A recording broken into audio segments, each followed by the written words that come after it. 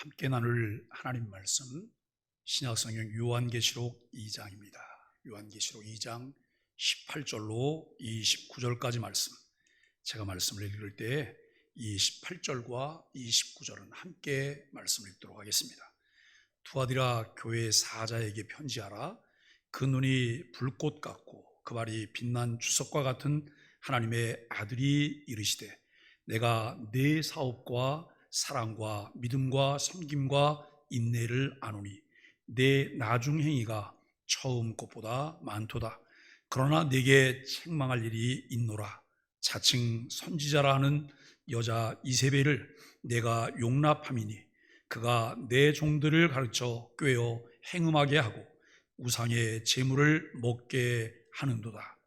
또 내가 그에게 회개할 기회를 주었으되 자기의 음행을 회개하고자 하지 아니하였도다. 볼지어다 내가 그를 침상에 던질 터이요 또 그와 더불어 간음하는 자들도 만일 그의 행위를 회개하지 아니하면 큰 환난 가운데 던지고, 또 내가 사망으로 그의 자녀를 죽이리니 모든 교회가 나는 사람의 뜻과 마음을 살피는 자인 줄 알지라. 내가 너희 각 사람의 행위대로 갚아주리라. 두아디라에 남아있어 이 교훈을 받지 아니하고 소위 사단의 깊은 것을 알지 못하는 너희에게 말하노니 다른 짐으로 너희에게 지울 것은 없노라. 다만 너희에게 있는 것을 내가 올 때까지 굳게 잡으라. 이기는 자와 끝까지 내 일을 지키는 그에게 만국을 다스리는 권세를 주리니 그가 철장을 가지고 그들을 다스려 질그릇 깨트리는 것과 같이 하리라. 나도 내 아버지께 받은 것이 그러하니라. 내가 또 그에게 새벽별을 주리라. 귀 있는 자는 성령이 교회들에게 하시는 말씀을 들을지어다. 아멘. 이 시간에는 에이렌의 양상물이 하나님 앞에 준비된 찬양을 드리겠습니다.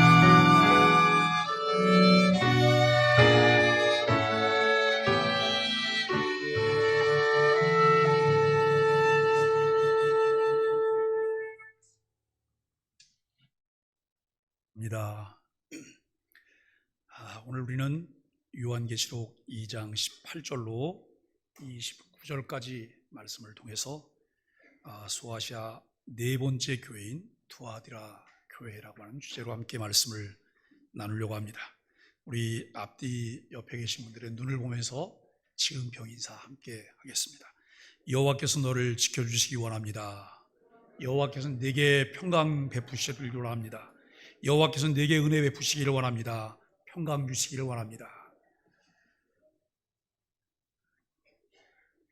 옆에 있는 분이 평안하시다고 이야기하시나요? 오늘 4월 16일입니다. 9년 전에 이날 무슨 일이 일어났는지 여러분 다 기억하고 계시죠? 아마 이 일을 모르는 사람은 아무도 없을 것입니다. 단원고등학교 학생 325명을 포함해서 476명의 승객을 태우고 인천을 출발해서 제주도로 향하던 세월호가 전남 진도군 앞바다에서 침몰했습니다. 304명이 사망한 대형 참사였습니다. 구조를 기다리던 이들에게 해경이 도착했을 때에 아이들은 가만히 있으라고 하는 방송을 듣고 가만히 기다리고 있었습니다. 그런데 그 방송을 했던 선원들은 승객을 버리고 가장 먼저 탈출을 했습니다. 9년이 지난 오늘까지도 명확한 진상은 규명되지 않았고 그 당시 큰 아픔과 슬픔을 당한 이들에게 교회는 무엇을 했을까라고 하는 질문을 해보며 우리 모두를 부끄럽게 합니다. 저는 그 당시에 제가 인천에 있었습니다만 우리 안산에 있는 기독교연합회가 발빠르게 사람들을 위로하고 그들을 격려하고 보듬는 일을 교회가 다 함께 했으면 어땠을까? 이런 아쉬움이 남습니다. 최근에 그 세월호 때 생존했던 단원고등학교 여학생이 7년, 이제 9년이 지나는 상황 속에서 고등학교 졸업하고 대학교를 졸업하고 그가 직업을 갖게 됐는데 어떤 직업을 갖게 되냐면 긴급구조사의 직업을 갖게 됐어요. 아마 9년 전에 본인이 겪었던 그 일과 무관하지 않을 것이다 라고 하는 것이죠. 많은 사람들이 죽었습니다. 이것은 정치적으로 접근할 만한 일도 아니고 이념적으로 접근할 만한 일도 아니에요. 우리가 사람이 가지고 있는 우리의 따뜻한 마음으로 그들을 위로하고 보듬고 격려하는 일이어야 한다. 그리고 우리 기독교인은 더더욱 주변에서 일어나는 일이 남의 일이 아니고 내 일이어야 한다라고 하는 것을 우리가 다시 한번 생각해 보게 됩니다. 여러분, 지역사회와 소통하며 사랑의 삶을 나누어야 하는 공동체가 교회입니다. 오늘 우리는 소아시아 교회 시리즈 네 번째 시간으로 투아디라 교회에게 주셨던 예언 신탁을 나누며 함께 묵상을 하려고 합니다.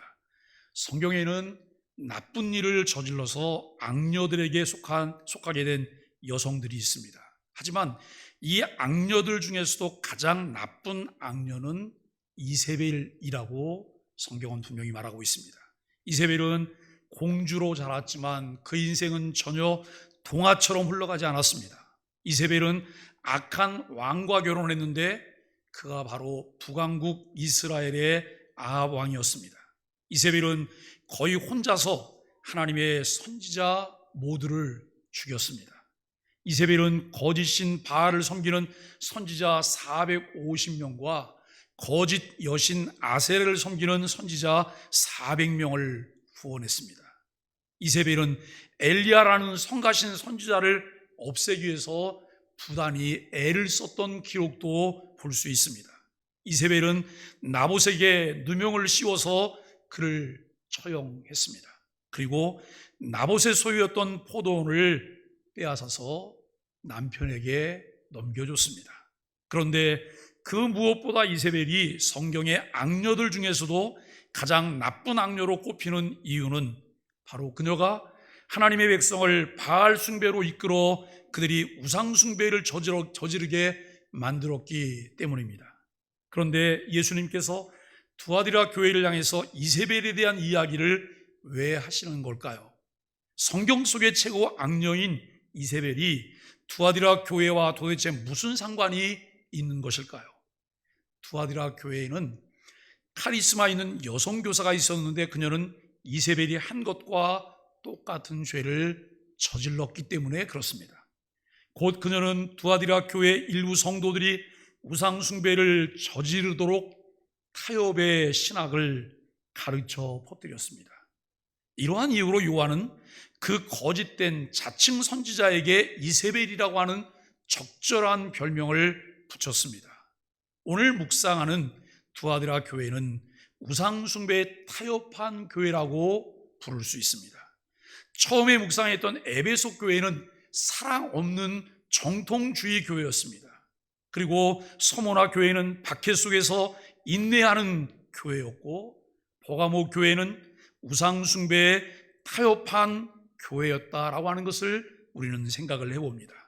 여러분, 소아시아 7교회를 우리에게 보여주시는 주님의 의도가 무엇일까요? 계속될 교회들이 어떤 교회 모델들을 그리며 교회의 건강도를 만들어갈 수 있을까를 우리에게 보여주시고 있다고 하는 것입니다. 그렇다면 우리 소망의 교회는 어떤 교회일까요? 여러분들이 소속되어 있는, 우리가 소속되어 있는 우리 교회는 어떤 교회인가요? 저는 이렇게 말합니다. 우리 소망의 교회는 계속 공사 중입니다.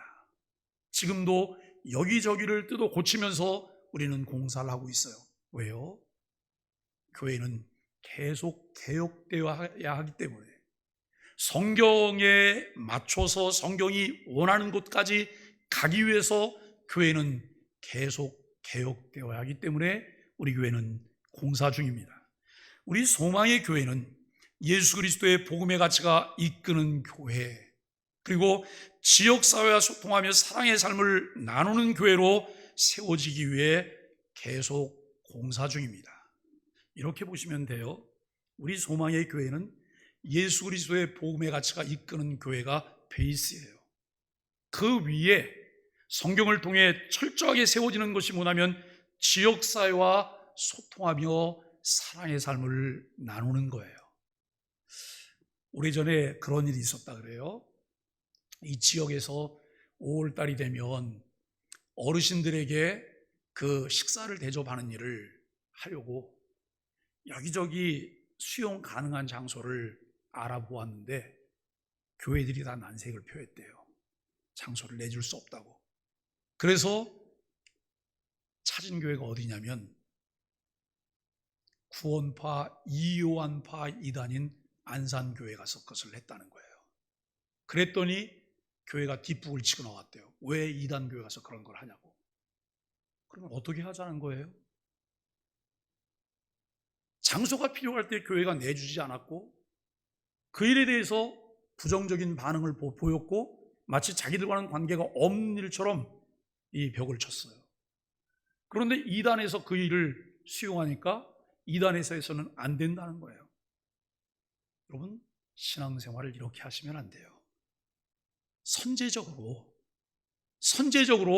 우리가 마땅히 해야 될 것이 무엇일까? 선제적으로 우리가 하면서 함께 나눠야 될 것이 무엇일까? 내가 헌신하고 희생하고 섬겨야 될 것이 무엇일까? 그러면서 이 지역분들 입에서 나온 얘기가 있어요. 이제는 걱정 안 해도 될 것 같아요. 왜요? 왜 걱정 안 해도 될 것 같아요? 소망의 교회가 있기 때문에. 이게 제 입에서 나온 말이 아니라 동네 사람들 입에서 나온 말이에요. 소망의 교회가 있기 때문에. 여러분도 그렇게 생각하세요? 우리 교회가 있기 때문에요. 우리가 어떻게 하면 지역사회와 소통하면서 사랑의 삶을 나눌 수 있을까요? 사이토 다카시가 쓴 세계사를 움직이는 5가지 힘이라고 하는 책에서 저자는 세계사를 사유하고 통찰하는 5가지 코드로 이런 것을 얘기해서 욕망, 모더니즘, 제국주의, 몬스터, 종교를 이야기하고 있습니다. 성경은 태초에 하나님이 천지를 창조하셨다고 말씀하세요. 하나님께서 창조의 주인이요 동시에 시간과 공간, 생각과 경험 등 모든 것을 주관하시는 주권자가 하나님이심을 선포하십니다. 여러분도 이 사실을 믿으시죠? 안 믿으세요? 믿으세요? 여러분 안 믿으세요? 우리가 믿으시죠? 우리는 분명히 이 사실을 믿고 있잖아요. 그럼에도 세상을 움직이고 사유하며 통찰하는 것은 하나님이 아닌 또 다른 세력이라는 주장들을 우리는 관심 있게 살펴보아야 합니다. 하나님의 주권이 선포되고 하나님 중심으로 사는 것이 하나님의 백성들의 당연한 삶의 태도임에도 불구하고 다른 세력들이 그 중심을 무너뜨리고 있다는 거예요. 예수 그리스도께서 이 세상에 오신 것은 군림하기 위함이 아닙니다. 섬기며 자신을 대속물로 주시기 위함이었습니다. 사탄과 아담의 불순종으로 잃어버린 하나님의 영상을 회복하게 하시려고, 에덴에서 누리던 하나님의 나라를 회복하여 누리게 하시려고 예수님께서 오셨고 그 일을 위해 대속의 죽음을 담당하셨습니다. 다른 군주들은 침략하고 전쟁을 통해 자신들의 영토를 확장해 가지만 하나님께서 다른 대가를 지불하시고 공의를 통해 하나님의 나라를 회복하게 하셨다는 것입니다. 예수 그리스도를 믿는 우리는 예수님의 십자가 죽음을 통해 우리에게 주어진 하나님 나라 시민권을 가진 하나님 나라 백성입니다. 그리스도인은 이 땅의 것을 바라보지 않고 위의 것을 바라보며 이 세상의 사상과 세력을 따라 살지 않고 성경을 기준으로 사는 사람들입니다. 여러분 정말 그렇습니까? 우리는 이 말을 보면서 이런 생각을 해야 합니다. 내가 세상에 살고 있지만 세상에 속한 자가 아니다. 나는 세상에 살고 있지만 세상에 동화되는 자가 아니다. 우리는 이 세상에서 유유히 흘러가는 유행이라고 하는 이 물줄기를 거슬러 올라갈 수 있는 성경적인 사람이다라고 우리 자신이 선언할 수 있어야 합니다. 두아디라 교회에 나타난 그리스도의 칭호에 관한 부분들을 함께 살펴봅니다. 그리스도에 대한 칭호는 주께서 예언 신탁을 통해 그 교회에 하실 말씀의 핵심을 시사합니다. 두아디라 교회에 주어진 세 가지 칭호들을 이해하려면 구약 성경을 잘 알아야 돼요. 여러분 설교가 그냥 소리가 들린다고, 말이 들린다고 해서 설교가 들리는 게 아니에요. 설교를 듣기 위해서 베이스에 무엇이 있어야 되냐면 성경 말씀이 있어야 돼요. 그래야지 성경이 이해가 되는 거예요. 왜냐하면 일일이 이것을 다 풀어서 설교를 하고 있지 않기 때문이에요. 그런데 전혀 배경이 없다면 이해하기가 쉽지 않아요. 안 들린다고 우리가 말할 수밖에 없을 거예요. 이 그리스도의 첫 번째 칭호는 하나님의 아들입니다. 하나님의 아들. 요한은 시편 2편을 인용하며 하나님의 아들이라는 그리스도의 칭호를 사용하고 있습니다. 시편 2편에 나오는 하나님의 아들의 주된 임무는 하나님과 그분의 백성을 대적할 계략을 꾸민 자들을 심판하는 것임을 알 수 있게 됩니다. 그래서 두아디라 성도들은 그리스도의 첫 번째 칭호가 심판자로서의 그리스도의 역할을 강조한다고 하는 것을 잘 알고 있었을 것입니다. 두 번째와 세 번째 칭호 역시 심판자로서의 그리스도의 역할을 강조하고 있습니다. 그리스도는 그늘이 불꽃과 같고 그 발이 빛난 주석과 같은 분으로 묘사돼요. 여기 주석이 뭔지 아시겠어요? 구리, 청동. 그래서 그 발이 빛난 청동과 같은 분으로 묘사되고 있다라고 우리가 이 표현을 바꿀 수도 있겠죠. 그리스도에 대한 이 호칭은 다니엘서 10장 선지자 다니엘의 유명한 환상이 나옵니다. 그 환상은 하늘에서 온 사람에 대한 것인데 다니엘은 그 사람의 모습 때문에 두려움에 떨게 됩니다. 그 사람의 눈은 불꽃과 같았고 발은 주석과 같았습니다. 여러분 그렇다면 이 다니엘서 10장에 나타난 그 사람은 누굽니까? 하나님의 아들이에요. 다니엘서 10장 안에 하늘에서 온 사람이 맡은 임무는 시편 2편에서 하나님의 아들이 맡은 임무와 동일한 임무라는 것이죠.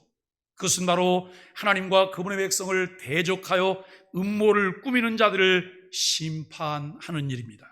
투아디라 교회 성도들은 그리스도의 두 번째와 세 번째 칭호 역시 심판자로서의 그리스도의 역할을 강조한다고 하는 것을 알았을 것입니다. 그리스도의 심판자로서의 이미지는 투아디라 교회뿐만 아니라 오늘날의 교회들에게도 경각심을 불러일으키고 있습니다. 이제 본격적으로 말씀하실 그리스도는 하나님의 아들이십니다. 그분의 임무는 하나님과 하나님의 백성들을 대적하는 음모를 꾸미는 자들, 이세벨이라고 하는 별명을 가진 카리스마 넘치는 여성 교사와 그녀에게 속고 있는 추종자들, 그리고 21세기에 하나님의 백성을 우상 숭배에 빠지게 만들고 있는 모든 영적 지도자들을 심판한다는 것입니다. 이제 곧 본격적으로 말씀하실 그리스도는 불꽃과 같은 눈을 가지셔서 사람들 속에 감춰진 동기를 꿰뚫어 보시고 그들의 의도가 선한지 악한지를 모두 아신다는 것입니다. 또한 그리스도는 빛난 주석과 같은 발을 가지셔서 그분의 통치를 거역하는 모든 세력을 짓밟아 버리실 수 있습니다. 때로는 우리 마음에 조급함이 있어요. 그리고 하나님에 대한 깊은 이해가 없으므로 내 마음 가운데 일어나는 불신앙이 있어요. 그래서 주님께서 하나님이 주권을 가지고 행하실 일들을 때로는 우리가 하려고 할 때가 있어요. 여러분, 이런 우를 범하지 마셔야 돼요. 주께서 하시게 해야 돼요. 그런데 여러분, 오늘날 주님이 직접 나타나서 이놈 그런 말씀하시나요? 아니요. 주님은 교회 공적 기관들을 통해서, 공적 제도를 통해서 주님은 그와 같은 일들을 진행하신다는 사실을 우리는 분명히 믿어야 돼요. 오늘 우리는 여러분 말씀을 보면서 본문에서 말씀하시는 예수님은 주일학교 버전의 예수님이 아니에요. 곧 아이들을 무릎에 앉히고 계신 예수님, 주위에 양떼가 둘러싸고 있는 낭만적인 예수님이 아닙니다. 예수님은 심판을 내리시는 통치자입니다. 그리고 신적 권세와 권능을 가지고 말씀하시는 하나님의 아들이십니다. 그러한 분이 투아디라 교회를 향해 내리실 심판은 과연 무엇일까요? 그리고 우리를 향한 심판은 과연 무엇일까요? 2장 19절을 보면 투아디라 교회를 향한 칭찬이 나옵니다.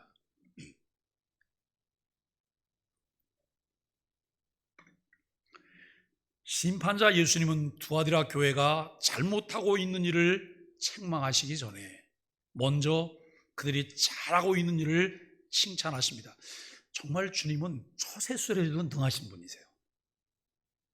그냥 잘못된 것부터 지적하는 게 아니라 칭찬부터 먼저 하고 그 다음 순서를 따라 그와 같은 일을 진행하시는데요. 2장 19절에서 내가 너의 행위들, 곧 너의 사랑과 믿음과 섬김과 인내를 안다. 너의 나중 행위가 처음 행위보다 더 대단하다. 완벽한 것 같잖아요. 대단한 칭찬을 주님이 하셨어요. 예수님은 그들을 향해서 엄지척 하시는 거예요. 정말 최고야. 투아디라 교회야 참 잘했어. 칭찬거리가 하나도 아니고 무려 4개나 되잖아. 게다가 너무나 많은 교회들이 빠져버리기 일수인 사역 현상 멘탈 유지를 너는 잘하고 있구나, 극복했구나라고 말을 해요. 현상 유지에 만족하거나 그저 너의 영에 머물러 있는 대신 처음에 한 일보다 더 훌륭한 일을 해내고 있구나라고 주님이 투아디라 교회를 칭찬하십니다. 그런데 여러분 2장 20절 말씀에 보면 이 교회를 향해서 책망하세요. 하지만 투아디라 교회 성도들 중에 예수님의 칭찬 때문에 우쭐해지는 이가 있다면 그 우쭐함이 오래갈 수 없다는 거예요. 심판자 예수님께서 곧바로 그들을 책망하시기 때문에 긴장하며 들을 수밖에 없습니다. 그러나 내가 너를 책망할 것이 있다. 너는 자칭 선지자라는 여자 이세벨을 용납하고 있다라고 말씀합니다. 그녀는 내 종들을 가르치고 미혹하여 음행을 저지르게 하고 우상의 제물을 먹게 하였다라고 이야기합니다. 예수님은 불꽃 같은 눈을 통해 이세벨의 거짓 가르침과 그의 추종자들을 꿰뚫어 보십니다. 교회가 당면한 진정한 문제가 무엇인지를 파악하십니다. 곧 일부 성도들이 우상의 제물을 먹고 그에 따라 우상 숭배의 죄를 범하게 되었다는 것이죠. 카리스마 넘치는 여성 교사의 거짓 가르침은 많은 성도들로 하여금 신앙을 타협하게 만들었어요. 종교적인 식사에 참석하게 만들었습니다. 그로 인해서 두아디라 교회는 우상 숭배에 타협한 교회로 불리우게 된 것입니다. 앞서 버가모 설교에서 이 종교적인 식사를 다뤘던 내용들을 혹시 여러분들 기억하십니까? 이교도 신전에서 사람들이 고기를 제물로 바치면 실제로는 그 고기 가운데 일부만 제단에서 제의로 사용하게 되죠. 그리고 남은 고기는 신전 경내에 있는 식당으로 가져와서 식사 시간에 그것을 먹게 됩니다. 이것은 평범한 식사가 아니라 종교적인 식사였고 이교도들의 생활 가운데 일상적으로 이루어지는 일들이었습니다.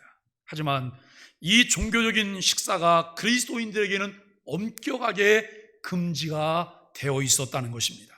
그리스도인으로서 그런 식사 자리에 참석한다면 우상 숭배의 죄를 범하고 또 이교도 신을 숭배하는 셈이 되는 것입니다. 이것이 바로 두아디라 교회 일부 성도들을 향한 그리스도께서 하신 책망의 핵심입니다. 그들은 우상 제물을 먹음으로써 우상 숭배의 죄를 범했습니다. 그리스도는 두아디라 교회에게 첫 번째 책망과 긴밀히 연결되어 있는 두 번째 책망을 말씀하십니다. 두아디라 성도들은 음행의 죄도 저지르고 있습니다. 이 두 가지 죄는 구약의 인물이자 그리스도의 책망에서도 언급된 이세벨 이야기와 언급이 됩니다. 물론 이세벨이 가장 깊이 연관된 죄는 우상 숭배의 죄였습니다. 이미 살펴본 바와 같이 이세벨은 하나님의 백성을 바알 숭배로 이끌었고 우상 숭배의 죄를 범하게 만들었습니다. 심판자 예수님은 버가모 교회를 책망하셨던 것과 같이 두아디라 교회를 향해서도 우상 숭배의 죄와 긴밀히 연결되어 있는 음행의 죄를 책망하십니다.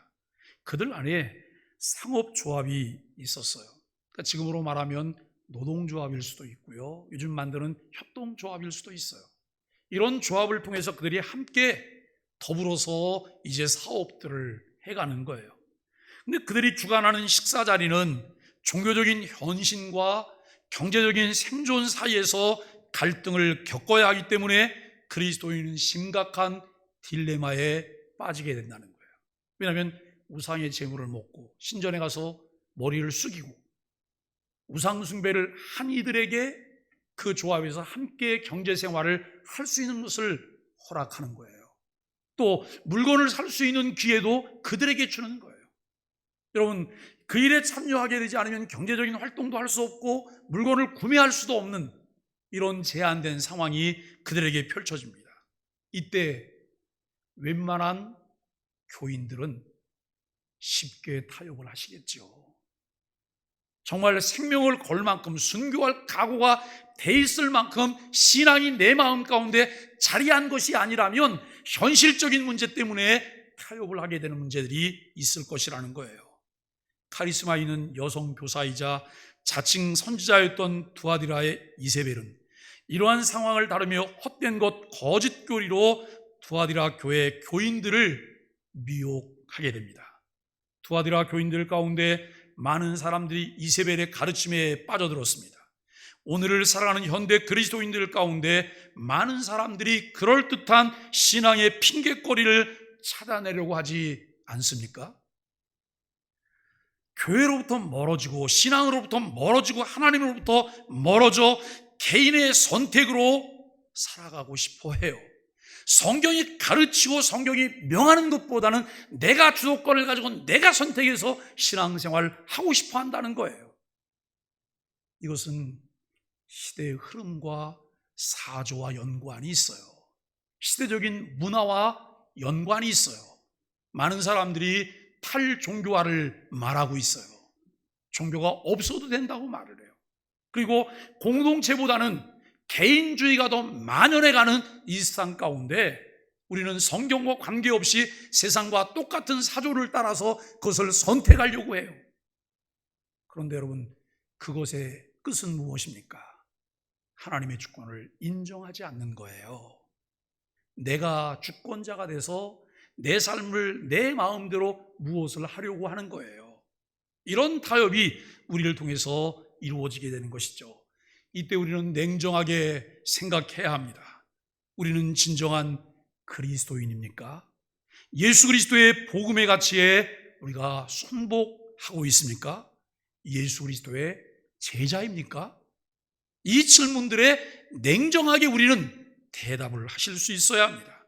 하나님 중심, 말씀 중심, 교회 중심이 아니라 나 개인 중심의 삶을 위해 우리는 우리가 하고 싶은 대로 정당화할 수만 있다면 우리 마음속 깊은 곳에서는 잘못된 것 일인 줄 알면서도 무시하고 그 일을 강행하려고 하고 있다는 것입니다. 그러나 심판자 예수님은 불꽃 같은 눈으로 두아디라 교회의 상황을 꿰뚫어 보시고 그들을 책망하셨습니다. 그들이 신앙을 타협하고 우상숭배의 죄를 저질렀기 때문입니다. 두아디라 교인들이 이세벨에게 미혹된 것은 마음이 그에게 있었기 때문이에요. 내 마음이 거기 있었는데 눈치를 보고 상황들을 보다가 그쪽으로 휩쓸려 가는 것을 보면서 우리의 마음을 쉽게 그쪽으로 내어놓는 모습이죠. 야고보서 1장 15절에 보면 욕심이 잉태한 즉 죄를 낳고 죄가 장성한 즉 사망을 낳는다고 말합니다. 심판 외에는 다른 길이 없습니다. 자기들의 마음을 내어놓고 통회하며 자복해야 합니다. 그런데 이세벨이 회개하지 않은 것처럼 그들 중에도 회개하지 않는 사람들이 있었습니다. 23절에 또 내가 사망으로 그의 자녀를 죽이리니 모든 교회가 나는 사람의 뜻과 마음을 살피는 자인 줄 알지라고 말씀합니다. 여기서 그의 자녀는 이세벨의 실제 자녀가 아니라 이세벨을 추종하는 자를 말합니다. 이세벨을 추종하던 무리라면 당연히 회개하지 않을 것입니다. 주님 말씀이 상당히 준엄합니다. 이세벨과 더불어 간음하는 자들이 그의 행위를 회개하지 않으면 큰 환난 가운데 던진다고 말씀합니다. 또 이세벨의 추종자들을 사망으로 다스리겠다고 분명히 말씀하고 있습니다. 그런데 그 다음에 이렇게 말씀합니다. 모든 교회가 나는 사람의 뜻과 마음을 살피는 자인 줄 알지라 라고 말을 해요. 모든 교회가 나는 그들의 죄된 행위를 미워하는 줄 알지라가 아니에요. 여러분, 빨간 글자와 파란 글자에 무슨 차이가 있어요? 어떤 내용이 다르죠? 나는 사람의 뜻과 마음을 살피는 자인 줄 알지라라고 말을 해요. 그런데 그들의 죄된 행위를 미워하는 자인 줄 알지라가 아니라는 거예요. 유진 피터슨의 메시지 성경에는 이 부분이 내가 겉모습에 감동받지 않는다는 것을 온 교회가 알 것이다 라고 말을 해요. 이 말을 다른 말로 바꾸면 척하지 말라는 거예요. 쇼하지 말라는 거예요. 마음속으로 진심으로 주님을 사랑하고 주님이 기뻐하시는 뜻에 순복하며 그를 따르는 마음이 없으면서도 표면적으로 그것을 하는 척하는 쇼하지 말라는 거예요. 오늘날 많은 사람들이 쇼 윈도우 부부로 사는 분들이 계시죠? 겉으로는 괜찮은 부부 같아요. 속은 골마 터졌어요. 아무런 희망이 없어요. 주님은 겉으로 보이는 행위를 보시는 것이 아니라 그들의 마음과 그들 마음에 있는 동기까지 보시는 주님이시라는 거예요. 여러분, 그 주님을 아십니까? 그 주님과 교제하십니까? 그분에게, 그분과 교제하면서 그분이 내게 은혜를 베풀어 주시도록 그분에게 청원하고 계십니까? 우리가 좀 더 주님에 대한 바른 이해를 통해서 그렇게 갈 수 있기를 바랍니다. 주님은 이세벨을 용납한 그들의 행위를 벌하지 않습니다. 이세벨을 용납한 그들의 뜻과 마음을 벌하십니다. 그들 역시 겉으로는 주님을 섬겼습니다만 주님은 거기에 속지 않으십니다. 사람은 눈으로 보이는 것만 알 수 있습니다. 그러나 주님은 전지하신 분이에요. 전능하신 분이에요. 모든 것을 다 하셔요. 모든 것을 다 하실 수 있어요. 사람을 두려워하지 마십시오. 하나님을 두려워하세요. 사람은 사랑해야 될 대상이고 긍휼히 여겨야 될 대상이에요. 하나님은 두려움의 존재예요. 두렵고 떨리는 마음으로 그를 사랑하실 수 있게 되기를 바라고 그의 손에 붙잡히게 될 수 있기를 바랍니다. 토저라고 하는 목사님이 계신데요, 그분은 이런 이야기를 했어요. 우리가 한 일에 대해서만 심판받는 것이 아니다. 우리가 무엇을 할 수 있었는지에 대해서도 심판받는다. 용서할 수 있었는데 용서하지 않은 것, 기도할 수 있었는데 기도하지 않은 것, 희생할 수 있었는데 희생하지 않은 것, 한 영혼을 인도할 수 있었는데 인도하지 않은 것이 다 심판의 대상이 된다는 거예요. 정말 두렵고 떨리는 그런 이야기죠. 24절에서 내가 너희 각 사람의 행위대로 갚아주리라고 말합니다. 구원은 우리의 행위로 얻는 것이 아니에요. 하나님의 은혜로 얻었어요. 거저 주시는 공짜로 우리가 얻었어요. 그러나 심판과 상급에 대해서는 행위에 따른 내적 수준에 대한 외적 표현들을 볼 수 있다는 거예요. 어떤 일을 했느냐 안 했느냐가 전부가 아니에요. 왜 했고 왜 안 했는지를 포함하는 개념이 그 안에 담겨 있다라고 하는 거예요. 여기 각 사람의 행위대로 갚아주신다는 주님의 말씀을 들을 때 여러분 기대가 되십니까? 아니면 걱정이 되십니까? 우리가 주님에게 이렇게 말을, 주님, 왜 그렇게 하세요? 그렇게 하지 마세요. 이렇게 말을 할 때 그 의도가, 나는 정말 주님 말씀하신 대로 다 했기 때문에 주님 왜 그 상 받을 텐데 왜 그걸 안 하세요라고 하는 그런 의도일 거예요. 그런데 여러분, 심판의 대상이 된 사람이 이 행위에 관해서 주님이 말씀하시고 심판하신다고 말하면 그때부터는 걱정이 태산이죠. 두근반 세근반이에요. 우리는 어떠실까요? 24절과 25절의 말씀입니다. 두아디라에 남아있어 이 교훈을 받지 아니하고 소위 사단의 깊은 것을 알지 못하는 너희에게 말하노니 다른 짐으로 너희에게 지울 것이 없노라. 다만 너희에게 있는 것을 내가 올 때까지 굳게 잡으라 라고 말을 해요. 이 말이 무슨 말인지 아시겠어요? 그냥 읽고 지나가면 이 말이 얼마나 대단한 건지를 우리는 모르고 지나갔어요. 두아디라 교회 그리스도인들 중 이세벨의 교훈을 받지 않은 사람들이 있어요. 이세벨이 설치고 다니면서 많은 사람들을 미혹해서 대다수의 사람들이 거기를 따라가고 있지만 그 이세벨의 이야기가 아니라 사도들의 가르침을 마음에 두고 사도들의 가르침을 쫓아가고 있는 사람들이 있었다는 거예요.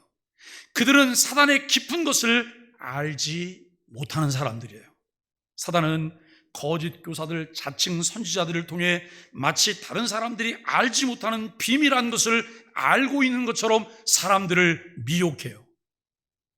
여러분, 이 말 어디서 많이 들어본 것 같지 않아요? 우리만 신앙의 깊은 것을 안다. 우리는 하나님의 숨겨진 비밀을 안다. 어디서 누가 이런 말 많이 해요? 이단 사이비요. 반사회적인 집단인 이단 사이비들이 이렇게 말하는 거예요. 신앙의 이름으로 불신앙을 부추겨요. 신앙의 이름으로 여러분 지옥의 달식을 만드는 일을 하는 거예요. 반사회적 이단 사이비 집단들이 그렇게 하죠. 주님은 그들을 신앙의 깊은 비밀을 아는 사람들로 인정하지 않아요. 사탄과 깊은 교제를 나누는 사람이라고 주님께서 말씀하세요. 이들은 사탄과는 깊은 교제를 나누는데 주님과는 깊은 교제가 없어요. 무엇을 선택하시겠습니까? 사단의 깊은 것을 알지 못하는 사람들에게 다른 짐으로 지울 것이 없다고 말을 해요. 우리가 여러분 이단의 귀를 기울이거나 이단을 따라가지 않았어요. 이단에 빠지지 않았어요. 그러면 이단에서 말하는 거 우리는 몰라요. 알 필요가 없어요. 그들에게 주님은 또 다른 짐을 지우지 않겠다는 거예요. 왜냐하면 그들은 이미 지고 있는 짐이 있습니다. 그 짐은 사단의 깊은 것을 알지 못하는 것입니다. 바른 신앙과 복음에 대한 이해로 이세벨의 교훈을 거부하는 것 자체에 짐을 지고 있습니다. 사랑하는 소망의 가족 여러분, 교회 생활을 하는데 어떻게 우리가 안전하게 교회 생활을 할까? 바른 길로 신앙생활을 할까? 제가 지난 금요일날 우리 목자 공부에서도 이야기를 했습니다만 우리는 너무 쉽게 교회 생활을 하시려고 해요. 너무 쉽게. 그래서 10년이 지나고 20년이 지나고 30년이 지나고 50년이 지나도 신앙이 변하지 않아요. 오히려 나중에 흉물이 되어 가세요. 왜요? 너무 쉽게 신앙생활을 했기 때문에요. 성경책은 덮어놓고 신앙생활하는 거예요. 성경책은 덮어놓고 배우려고 하지 않아요. 알려고 하지 않아요. 그리고 어디 다니면서 자꾸 기독량 하시려고 해요. 여러분, 가장 안전한 곳이 어디입니까? 내 교회가 가장 안전한 곳이에요. 내 교회가. 제가 지난 금요일 날 엠마우스에 봉사를 갔어요. 그랬더니 처음 하는 일이 어떤 일인지 아세요? 겉옷을 벗는 거예요. 그리고 앞치마를 둘러요. 모자를 하나 써야 돼요. 장화를 신어야 돼요. 왜냐하면 건강하게 뭘 해야 되니까. 그렇죠? 건강하게 해야 되니까. 그리고 거기에는 영양사가 계세요. 영양사가 식단에 따라서 그 매일매일 식단에 따라서 식사를 제공하시는 거예요. 적어도 내가 교회에 소속됐다고 하면 교회가 나에게 그렇게 하고 있다는 사실을 믿으셔야 돼요. 그런데 자꾸 교회 밖에 기웃기웃하세요. 왜 여러분 많은 사람들이 정말 괜찮아 보이는 사람들이 이단 사입에 가서 앉아 있습니까? 왜 거기에 가서 미혹되어 있습니까? 교회가 가르치는 것이 부족해서 그렇다고요? 천만의 말씀이에요. 교회가 가르치는 것을 성실하게 따라가 보세요. 어떤 분이 이런 말씀을 하세요. 우리 소망의 교회가 신앙생활이 느슨한 것 같지만 빡세다고. 느슨한 것 같지만 빡세다고. 저는 강요하지 않아요. 저는 강요하지 않아요. 왜요? 스스로 하기예요. 이미 다 펼쳐놨잖아요. 가야 될 길도 다 보여드렸잖아요.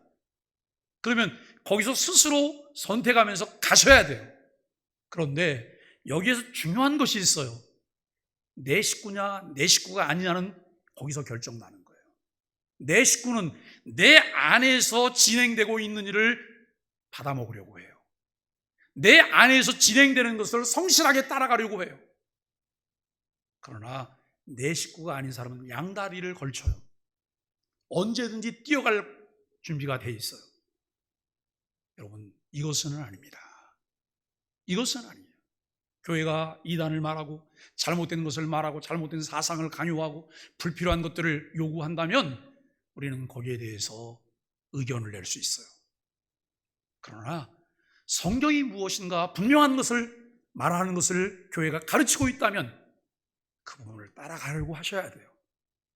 너무 쉽게 너무 편안하게 신앙생활을 하다가 이제 조금 좀 점프를 하면서 올라가려고 하니까 뭘 하셔야 되는데 이거 불편한 거예요.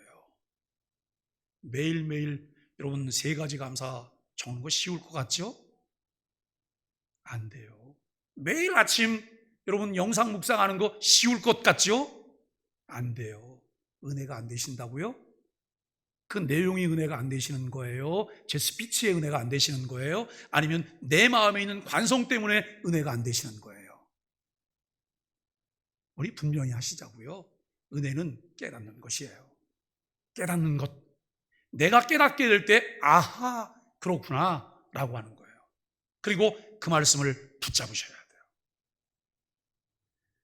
다른 세력과 문화, 사상의 지배를 따라 사는 사람들과 함께 살면서 모두 예라고 대답할 때 혼자서 아니요라고 대답하는 것은 결코 쉬운 것이 아닙니다. 그런데 두아디라 교회에 그렇게 대답하며 바른 신앙을 굳게 지킨 이들이 있습니다. 너희에게 있는 것을 내가 올 때까지 굳게 잡으라는 당부를 주님께서 하십니다. 우리에게 없는 것에 귀를 기울이지 말고 우리에게 있는 것을 굳게 잡으며 잘하면 됩니다. 이미 우리가 배우고 알고 있는 것을 더 굳게 잡으면 된다는 거예요. 남들이 모르는 오묘한 비밀을 가르쳐 주려는 자가 있거든 그것이 사단의 깊은 것임을 알고 단호히 물리치십시오. 우리에게 주신 66권 성경을 통해 바르게 해석해 주는 성경 말씀을 따라 일상에서 신앙을 지킨 이들에게 주어지는 유일한 보상은 예수 그리스도이십니다.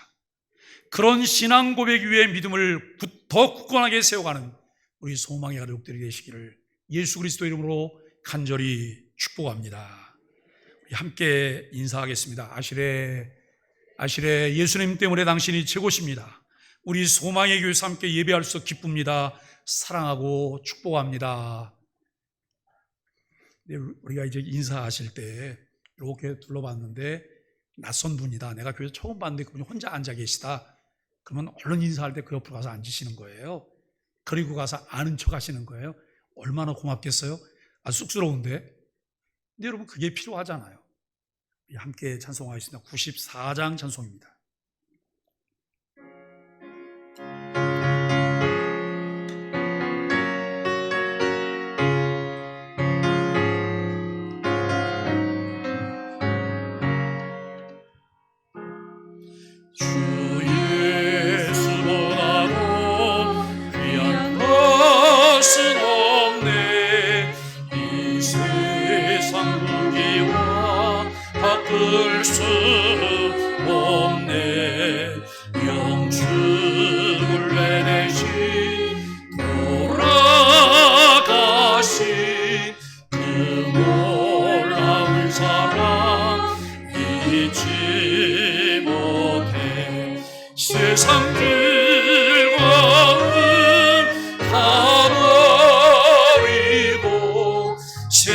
세상자랑 다 버렸네. 주 예수보다도 귀한 것은 없네. 예수밖에는 없네. 주 예수보다도 귀한 것은 이 세상 명예와 바꿀 수 없네. 이전에 즐기던 세상이고 주 사랑하는 마음 뺏지 못해. 세상